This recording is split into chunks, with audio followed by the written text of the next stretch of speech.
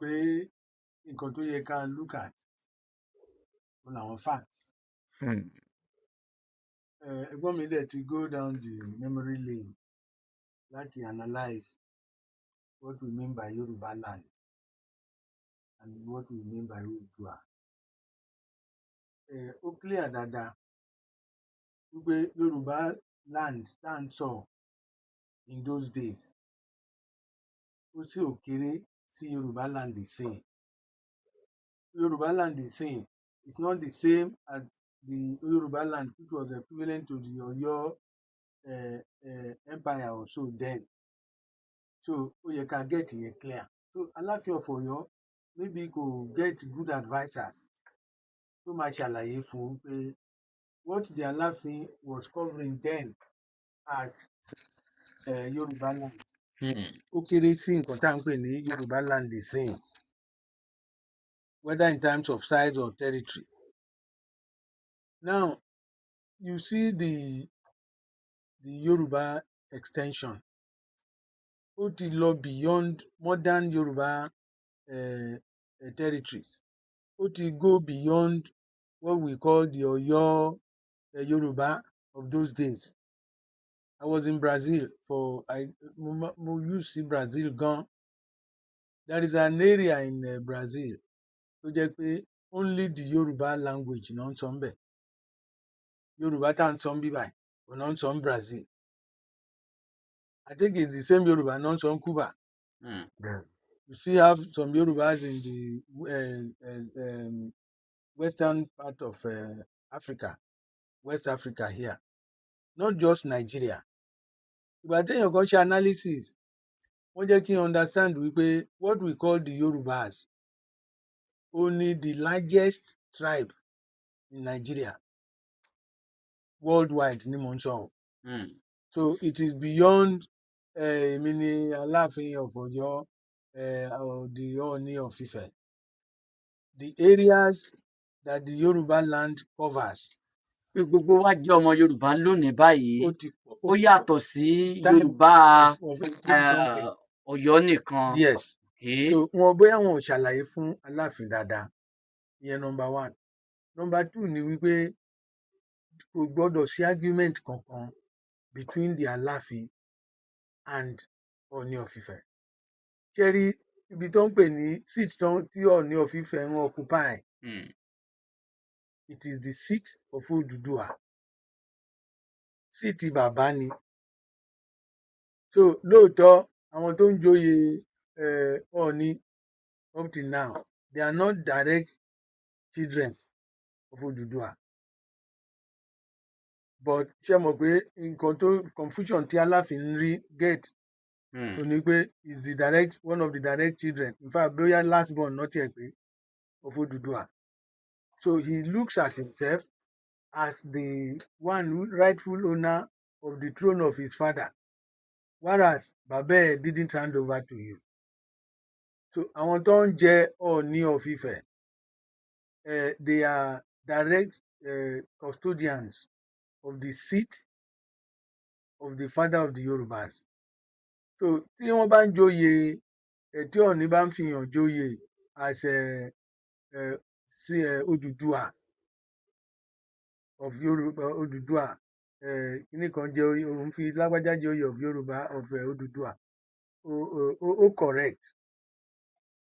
And of course if Ọọ̀ni of Ifẹ̀ also gives anybody a title of Yorubaland, òun nìkan ló ní qualification yẹn láti ṣe.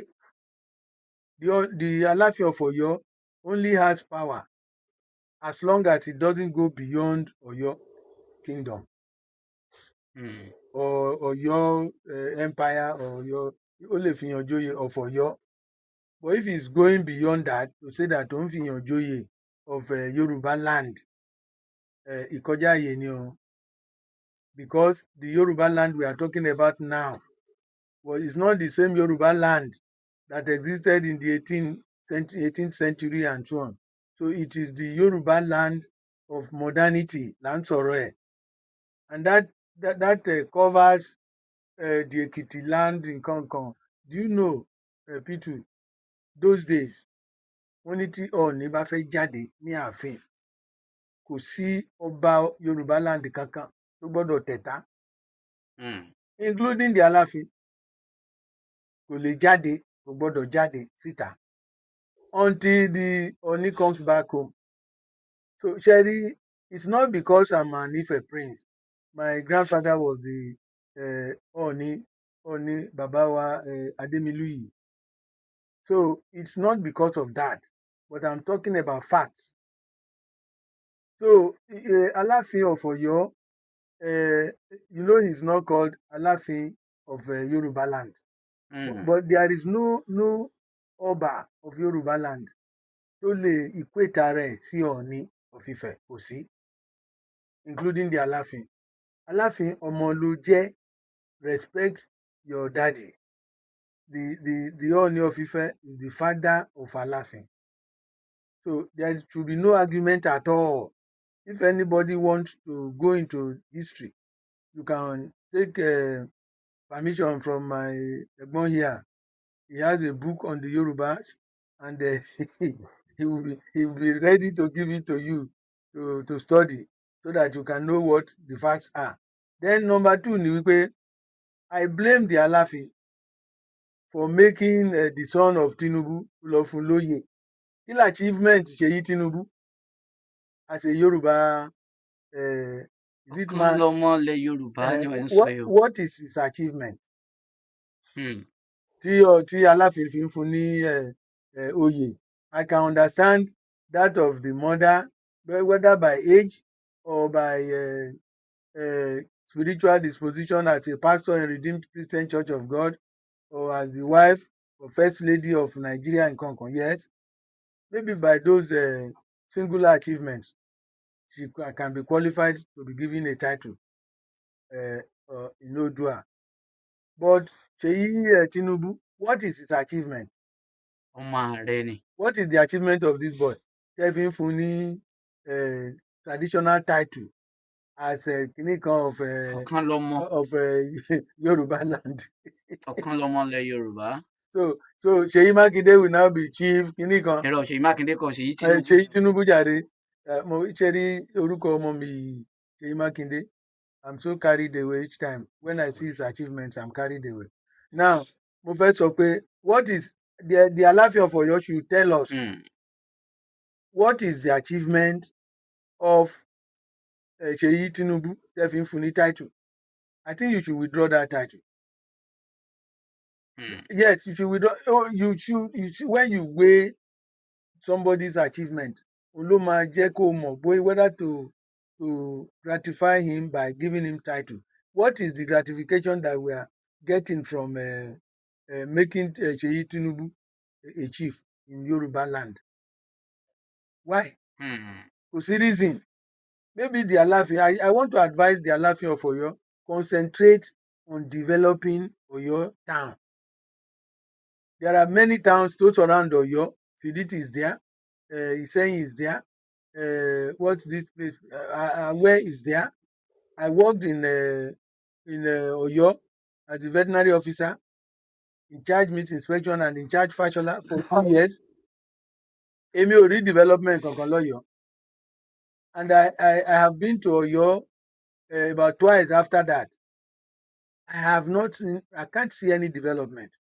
Ọ̀yọ́ is so backward in terms of structural development that it is I am sure our indigenes Ọ̀yọ́, they are not proud of the place. So the Ọba or the Aláàfin of Ọ̀yọ́, please concentrate in developing Ọ̀yọ́ as a town.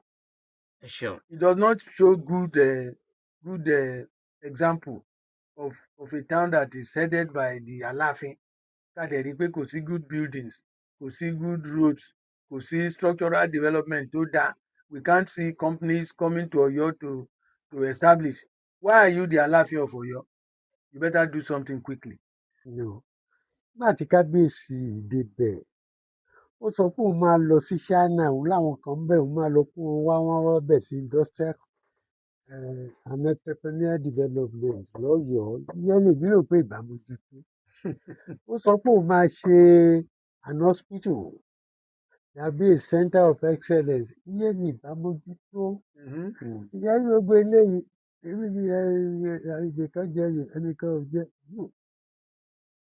ẹnẹbi jẹ Okanlomo tí ò tí demonstrate performance eléyìí tí wọn fi jẹ Okanlomo Oòduà was based on what he has been doing in Ilaji for Yorubaland. He brought a World Cup, 5 team, football World Cup, 5 fast supported. Ogbe Wabado.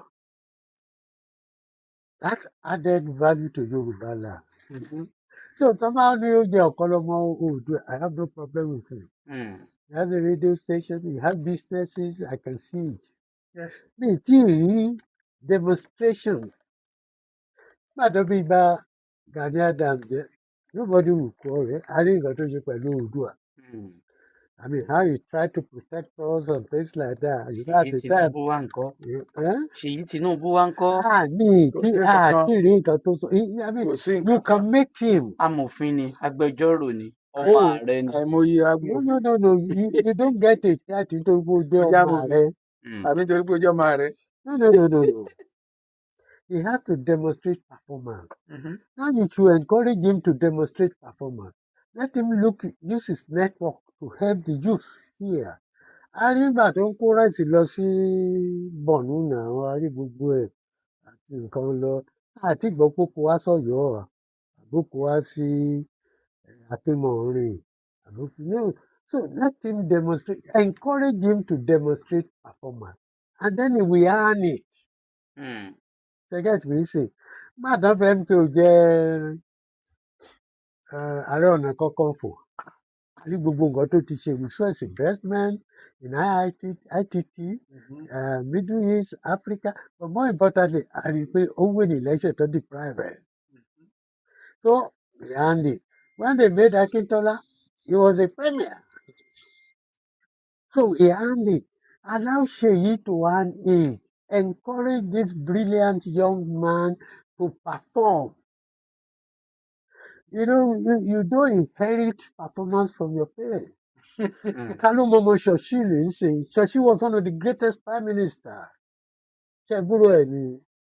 Kalo búrò ọmọ Herbert Macaulay. Àwọn ọmọ Awólọ́wọ̀ tẹ́mọ̀, it is by their performance, not by pé àjọ ọmọ bàbá Awólọ́wọ̀ náà. Ṣé ẹ̀rọ ọmọ Azikwe ni? Abẹ́rẹ́ ọmọ Babangida. Àbí ọmọ Ọ̀para. So don't let us, ẹ má jẹ́ ká bà ìràwọ̀ ọmọdé yìí jẹ́. Let him demonstrate performance. Let him establish himself. And establish himself. Let us see. Bọ́n gbà tí ò tí kápá tẹ́tí ni ó ti joyè. Náà ló wá máa kápá báyìí. Ilẹ̀ Aláàfin Aólẹ̀ tí wọ́n ní ó gbé Yorùbá ṣépè. Bọ́ Yorùbá tó gbé ṣépè nígbà náà kì í ṣe Yorùbá tó wà nílẹ̀ yìí. Yorùbá Ọ̀yọ́ ló gbé ṣépè. Aláàfin of Ọ̀yọ́, Merry Christmas and Happy New Year in advance. I think the Ọ̀yọ́ elders and leaders should go to the palace of the Aláàfin and educate him properly. Ní Ọ̀fífẹ́, kábíyèsí, ẹ má bínú o, ọmọ yín ni Aláàfin o, and I thank you for your calmness. Ẹ ṣé o.